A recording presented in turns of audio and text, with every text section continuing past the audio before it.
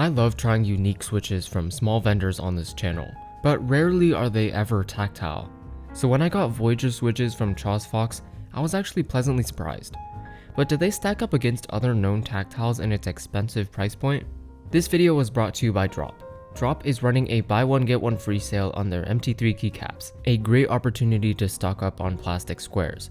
This includes classic sets like white on black and black on white, unique collaborations with Lord of the Rings and Marvel, and other colorways.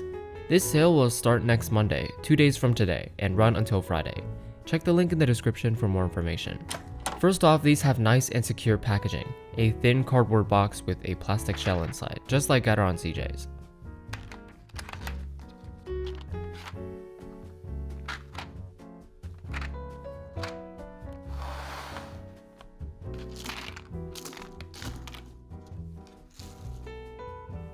Now for the specs.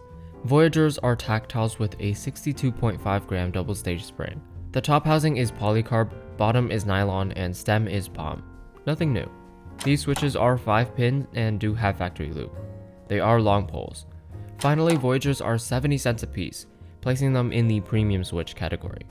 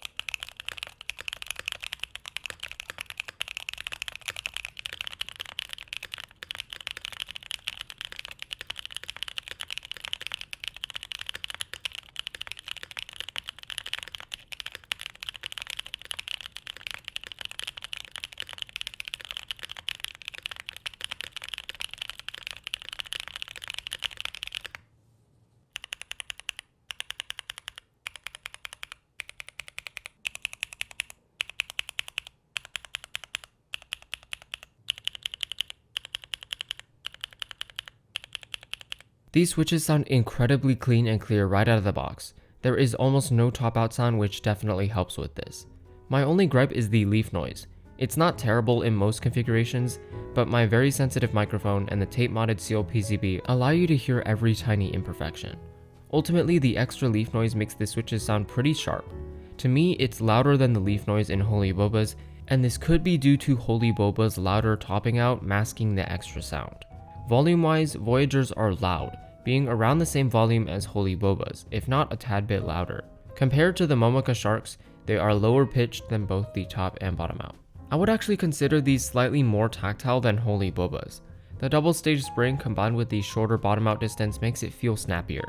And because the bump is pretty much the entire travel distance, there's really no need to worry about smoothness at all. The linear portion is a little bit scratchy, but it's not even noticeable.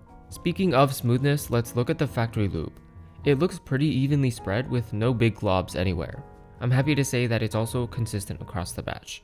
Voyagers don't handle stem wobble incredibly well, and I already mentioned how this affects the sound. There is significant side to side and up and down wobble.